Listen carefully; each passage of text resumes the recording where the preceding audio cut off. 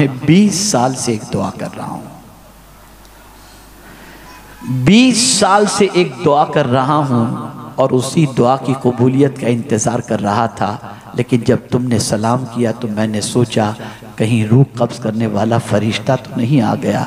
तो मैं दाएं बाएं देखा, कुछ देर के तवक़्क़ुफ़ के बाद मुझे इत्मीनान हुआ हज़रत इब्राहीम इब्न अदहम रहमतुल्लाह ताला अलैह, अज़ीम वली कामिल, अज़ीम बुज़ुर्ग, अल्लाहु अकबर, ठंडी की रात में कहीं के लिए निकले। एक गांव में पहुंचते हैं। गांव में पहुंचने के बाद जब कड़ाके की ठंडी महसूस होने लगी, मस्जिद नज़र आई तो ख्याल हुआ चल कर के मस्जिद में रात गुजार लूँ ताकि थोड़ी ठंडी से बच सकूँ। मस्जिद के खादिम से गुजारिश किया मस्जिद का दरवाज़ा खोल दो ताकि मैं रात भर इबादत करूँ, आराम की गरज से नहीं, इबादत की गरज से। मस्जिद खोल दो, मैं पूरी रात इबादत करूँगा ताकि ठंडी से भी बच जाएं और रात इबादत में गुजर जाए। आपको मस्जिद में ले लिया गया, आप मस्जिद में तशरीफ़ ले गए और इबादत में मसरूफ़ हुए।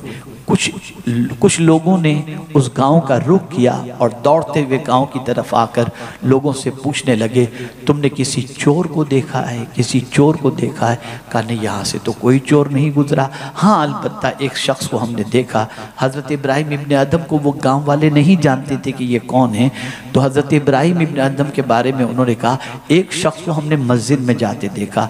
जब वो मस्जिद के अंदर जाकर देखे तो इब्राहीम इब्न अदम अलैहि रहमत व रिज़वान, लेकिन वो लोग भी नहीं जानते थे कि ये अल्लाह के वली हैं या कौन हैं। उन्होंने समझा यही चोर हैं, पकड़ लिया और कहा तुमने चोरी की?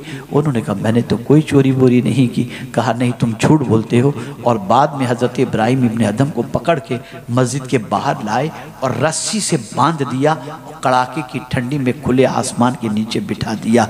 अल्लाह अकबर। हज़रत इब्राहीम इब्न अदम अलैहि रहमा सोच में पड़ गए, या अल्लाह क्या माजरा है कि मुझे इस तरीके से मैंने कोई चोरी नहीं की और कड़ाके की ठंडी के अंदर मुझे लाकर सज़ा दी जा रही है। लेकिन मेरे मौला, तू जो भी करता है बेहतर करता है, इसमें भी कोई हिकमत होगी। वो लोग वहीं तन्हा छोड़ करके हज़रत इब्राहीम इब्न अदम अलैहि रहमा को चले गए।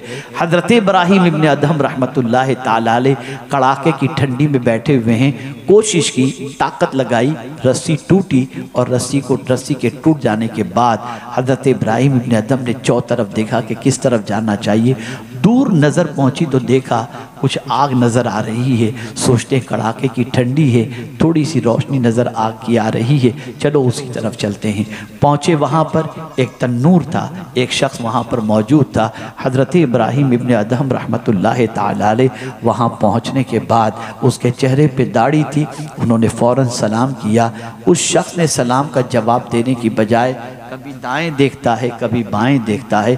हज़रत इब्राहीम इब्न अदम को हैरत हुई, अजीब आदमी है, मैं सलाम कर रहा हूँ और ये दाएं बाएं देख रहा है। बहरहाल काफ़ी देर के गुज़रने के बाद उसने सलाम का जवाब दिया। तो हज़रत इब्राहीम इब्न अदम रहमतुल्लाह ताला अलैह ने फरमाया, ए बंदे खुदा, सलाम किए हुए तो काफ़ी वक्त हो चुका, जवाब अभी क्यों दे रहा है? अब गौर से सुनिए। उसने कहा, मैं 20 साल से एक दुआ कर रहा हूँ, 20 साल से एक दुआ कर रहा हूँ और उसी दुआ की कबूलियत का इंतज़ार कर रहा था। लेकिन जब तुमने सलाम किया तो मैंने सोचा कहीं रूह कब्ज़ करने वाला फरिश्ता तो नहीं आ गया। तो मैं दाएं बाएं देखा, कुछ देर के तवक़्क़ुफ़ के बाद मुझे इत्मीनान हुआ कि रूह कब्ज़ करने वाला फरिश्ता नहीं, कोई इंसान ही ये आया हुआ है। तो मैं आपको सलाम का जवाब दिया। अब हज़रत इब्राहीम इब्न अदम ने पूछा, ए बंदे खुदा, किस चीज़ की दुआ कर रहा है? कौन सी दुआ तू 20 साल से कर रहा है?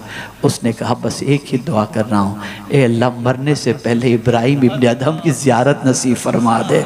अल्लाह अकबर। हज़रत इब्राहीम इब्न अदम की आंखों में आंसू आ गए। फरमाया, बंदे मुबारक हो, मैं ही इब्राहीम इब्न अदम हूँ। इतना सुनना था, कदमों में गिर गया और कहता है, ए अल्लाह, एक दुआ की कबूलियत में 20 साल लग गए, अब मेरी दुआ की कबूलियत में ताख़ीर न करना। इब्राहीम इब्न अदम के कदमों में मेरी मौत वाक़े हो जाए और यही मेरी नमाज जनाजा पढ़ाएं, बस ये कहना था। और उसकी दुआ कबूल हुई और रूह परवाज़ कर गई। आप सोचें, किसी की दुआ की कबूलियत के लिए अल्लाह कितने प्रोसीजर करता है, किस तरीके से, अगर वो मैदान में न आते वहाँ तक न पहुँचते। और दुआ करने में 20 साल लग गए। कभी भी दुआ करने के अंदर हिचकिचाएं नहीं। वक्त चाहे कितना गुजर जाए, लंबा अरसा क्यों न हो जाए, उससे नहीं मांगेंगे तो किससे मांगेंगे? उसके हबीब के तवस्सुल से मांगे, औलिया के तवस्सुल से मांगे, गौसे पाक के तवस्सुल से मांगे। अल्लाह अज़्ज़ व जल्ल करम की नज़र फरमाएगा। रसूल रहमत सल्लल्लाहु अलैहि वसल्लम के सदक़े में रहमत भरी नज़र होगी। दुआ बहुत बड़ा सहारा है। जहाँ किसी से काम नहीं बनता वहाँ दुआओं से काम बन जाया करता है। तो मेरे प्यारे आका सल्लल्लाहु अलैहि वसल्लम के प्यारे दीवानों, दुआ बहुत बड़ी ताकत है, बहुत बड़ी ताकत है। मेरा ये जुमला ज़िंदगी भर के लिए याद रख लेना।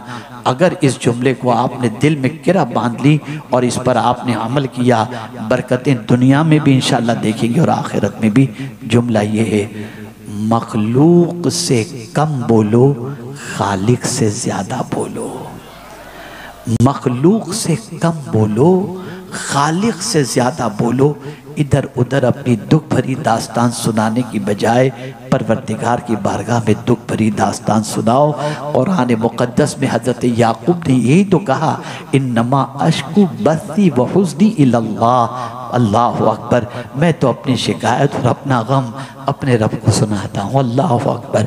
ए रसूल आज़म सल्लल्लाहु अलैहि वसल्लम के दीवानों, हाँ आप ये न सोचिएगा कि अल्लाह ताला ने अम्बिया और औलिया की दुआओं में तासीर नहीं रखी। यकीनन अल्लाह ने उनकी दुआओं में तासीर रखी है, लेकिन मेरे प्यारे आका सल्लल्लाहु अलैहि वसल्लम के प्यारे दीवानों, हम अगर अल्लाह के वलियों की बारगाह में भी जाते हैं तो उनके तवस्सुल से मांगते हैं, उनके वसीले से मांगते हैं कि वो अल्लाह के मुक़र्रब बंदे हैं। उनके सदक़े में अल्लाह दुआओं को कबूल फरमाता है। दुआ इबादत का मग़ज़ है, दुआ मोमिन का हथियार है। ये ऐसा हथियार है कि जब अल्लाह की बारगाह में कोई दुआ करता है, अल्लाह अज़्ज़ व जल उस दुआ करने वाले को पसंद भी फरमाता है। सुन लो, दुआ इबादत का मग़ज़ है और दुआ करने वाले को अल्लाह इज्जत अता करता है। मेरे प्यारे आका सल्लल्लाहु अलैहि वसल्लम के प्यारे दीवानों, इन्हीं कलिमात खैर पर मैं अपनी गुफ्तगू को ख़त्म करते हुए आपको एक दावत दूंगा। खुदा के बंदो, ज़िंदगी गफलत में गुजर चुकी, न जाने कितना वक्त हमने किन कामों में खपाया हमें नहीं मालूम। हमारी ज़िंदगी का एक दिन का अगर हम हिसाब लें और सोचें अल्लाह के लिए कितना वक्त गुजारा और दुनिया के लिए कितना वक्त गुजारा, तो मैं समझता हूँ हमारे एक दिन के हिसाब के अंदर हमारी हालत ख़राब हो जाएगी। खुदा के बंदो, दीन सीखो, अल्लाह अज़्ज़ व जल्ल के फरामीन पर अमल का जज्बा अपने अंदर पैदा करो। बेचैनी दूर होगी, बेकरारी दूर होगी। इस तरह की वादियों से गुजरो, इस तरह की वादियों से निकलोगे।